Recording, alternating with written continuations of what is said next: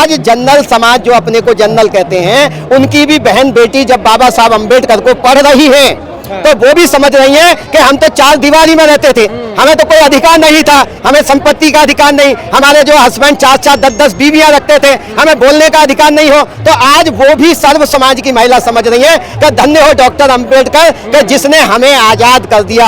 आज वो स्वतंत्र हैं, हर क्षेत्र में बढ़ रही है, और यदि उनके खिलाफ कोई शोषण घर परिवार में होता है तो वो दिन में भी तारे दिखा देती है। ये शक्ति जो उन्हें दी है आज हमारी देश की महिलाओं को, तो वो परम पूज्य बाबा साहब ने दिया। इसलिए आज पूरी दुनिया, पूरा विश्व, हर जाति धर्म बिरादरी के लोग परम पूज्य बाबा साहब को यहाँ नमन कर रहे हैं। सदियों से एक वैचारिक लड़ाई है यहाँ। एक अब जो लड़ाई है वो मनुवाद और अंबेडकरवाद, इन दोनों की लड़ाई है। एक तरफ समतावादी विचारधारा है जो बुद्ध, गुरु नानक, संत कबीर, रविदास, ज्योतिबा फुले, माता सावित्रीबाई फुले, पैरा रामास्वामी नायकर, एक इनकी विचारधारा है जो समतावादी है, जो समानता चाहती है, जो सबको समान अधिकार देना चाहती है, यानी इंसान हर क्षेत्र में आगे बढ़े। लेकिन एक यहाँ हमारी जातिवादी मानसिकता जो मनुवादी व्यवस्था है, वो पहले से ही इस व्यवस्था के खिलाफ है, क्योंकि वो तो ऊंच नीच की भावना चाहते हैं। भाई जब तक ये जातिवाद की जड़ें रहेगी, जब तक जाति रहेगी तभी तो सर्वोच्च रहेगा।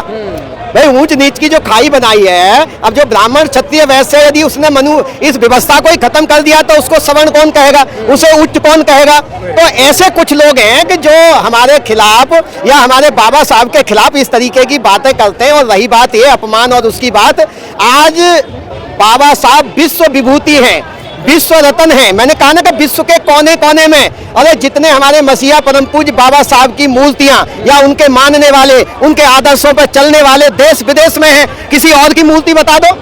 यहाँ के जो महान पुरुष हैं, जो अपने को महान व्यक्तित्व कहते हैं, अरे इंडिया के बाद उनकी बात छोड़ो, अरे हमारे देश के प्रधानमंत्री या हमारे देश के उद्योगपति भी जब विदेश में जाते हैं तो वो इंट्रोडक्शन में क्या कहते हैं कि हम बुद्ध के देश से आए, हम भगवान बुद्ध के देश से आए हैं। तो भगवान बुद्ध ये खत्म होने वाले, ये तो एक विचारधारा है।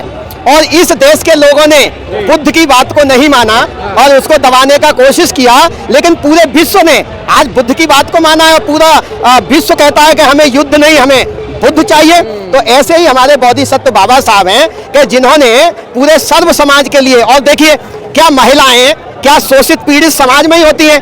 50% आबादी हमारी महिलाओं की है, चाहे वो किसी जाति धर्म बिरादरी की है। अरे हिंदू कोड बिल ला करके और संविधान के माध्यम से उनको इतने अधिकार दे दिए कि आज हमारी बहन बेटी पढ़ लिख करके डॉक्टर, इंजीनियर, IAS, PCS, वकील, और तो और हमारी राष्ट्रपति महामना जो है मुर्मू जी हमारे देश की प्रधानमंत्री रही, और उत्तर प्रदेश की 4 बार हमारे इस बहुजन समाज की मान सम्मान स्वाभिमान की प्रतीक आदरणीय बहन कुमारी मायावती जी ने 4 बार शासन चला करके यहाँ के लोगों को ये भी बताने का काम किया कि जब बहुजन समाज के लोगों को आप सत्ता दोगे तो वो सत्ता कैसे चलाते हैं। बहन जी का शासन आज भी पूरे देश में नहीं, पूरे विश्व में माना जाता है। उनको ऐसे ही आयरन लेडी थोड़ी कहा जाता है। तो मैं यही कहूँगा कि बाबा साहब तो एक विश्व रत्न है, ज्ञान के हैं, उन्हें सिंबल ऑफ नॉलेज। अभी मैं कल वीडियो पढ़ रहा था, हमारे जो विश्व एक हमारे ये एक ओझा सर हैं, एक हमारे खान सर हैं, और एक हमारे वो है क्या नाम है दूसरे, मैं दिव्य कीर्ति। अब दिव्य कीर्ति जी वो कह रहे हैं उसमें कि मैं जहाँ भी गया, मैं लंदन में गया तो जब मैंने वहाँ देखा कि भाई बाबा साहब यहाँ कभी आए थे, तो वहाँ एक ही स्टैचू मिली लंदन के अंदर, और वो स्टैचू थी परम पूज्य बाबा साहब की। और यदि वही कह रहे हैं कि जब मैं कोलंबिया विश्वविद्यालय पहुंचा, मैंने पूछा भाई यहाँ लाइब्रेरी कहाँ है, तो जैसे ही लाइब्रेरी में पहुंचा तो उसके गेट पर सबसे पहले किसकी प्रतिमा स्थापित हुई, परम पूज्य बाबा साहब की। तो आज London, France, German, Italy, Japan, अरे दुनिया के लोग परम पूज्य बाबा साहब की आइडियोलॉजी, भगवान बुद्ध की आइडियोलॉजी, और ये आइडियोलॉजी एक प्रकृति है, नेचर पर डिपेंड है। जब प्रकृति किसी से कोई भेदभाव नहीं करती है, सबको स्वतंत्रता है, सबको आजादी है। अब पेड़ पौधे खड़े हैं, सबको छाया मिल रही है। पेड़ पौधे ये नहीं देख रहे हैं कि अमीर खड़ा, गरीब खड़ा, शोषित खड़ा, पिछड़ा खड़ा है, उसने समान अधिकार दिए हैं। इस नीले आसमान के अंदर सब समान है। लेकिन सर जिस तरह से आप पक्ष विपक्ष दोनों ही डॉक्टर अम्बेडकर की प्रतिमा लेकर चल रहे हैं, बाबा साहब का फोटो लेकर सड़कों पर उतरे हुए, ऐसा नहीं लगता बाबा साहब का जो मिशन है वो हाईजैक हो चुका है? देखिए हाईजैक कुछ नहीं होगा। बाबा साहब की विचारधारा, हमारे महापुरुषों की विचारधारा, दुनिया की कोई ताकत उसे कोई हाईजैक नहीं कर सकता है। बाबा साहब को दुनिया की कोई ताकत हाईजैक नहीं कर सकती है। इनकी मजबूरी है और वो है वोट की। वोट के ये दिखाना चाहते हैं कि भाई बाबा साहब को हम भी मानने वाले हैं। इस बार आपने देखा 15 मार्च मान्यवर कांशीराम साहब की जयंती। मैं समझता हूं कि जितनी देश में पार्टियां हैं सबने मान्यवर कांशीराम साहब की जयंती मनाई, लेकिन क्या वो मान्यवर कांशीराम साहब के विचारों को लेकर चल रहे हैं? क्या वो बहुजन समाज बनाने की बात कर रहे हैं? अरे मान्यवर कांशीराम साहब ने तो एक शोषित पीड़ित समाज में से निकली एक बेटी को, जो हमारी आयरन लेडी है, आज बहुजन समाज के मान सम्मान स्वाभिमान की प्रतीक है, उनको 4 बार उत्तर प्रदेश का सीएम बनाया। ये कभी ये पीएम सीएम की बात करें ना, बहुजन समाज को भागीदारी दें, तो ये इनकी मजबूरी है। और रही बात ये, इसमें मजबूरी भी है और दूसरी चीज अवेयरनेस भी है। आज जनरल समाज जो अपने को जनरल कहते हैं, उनकी भी बहन बेटी जब बाबा साहब अम्बेडकर को पढ़ रही हैं, तो वो भी समझ रही हैं कि हम तो 4 दीवारी में रहते थे, हमें तो कोई अधिकार नहीं था, हमें संपत्ति का अधिकार नहीं, हमारे जो हस्बैंड 4-4 10-10 बीवियां रखते थे, हमें बोलने का अधिकार नहीं हो। तो आज वो भी सर्व समाज की महिला समझ रही है कि धन्य हो डॉक्टर अंबेडकर कि जिसने हमें आजाद कर दिया।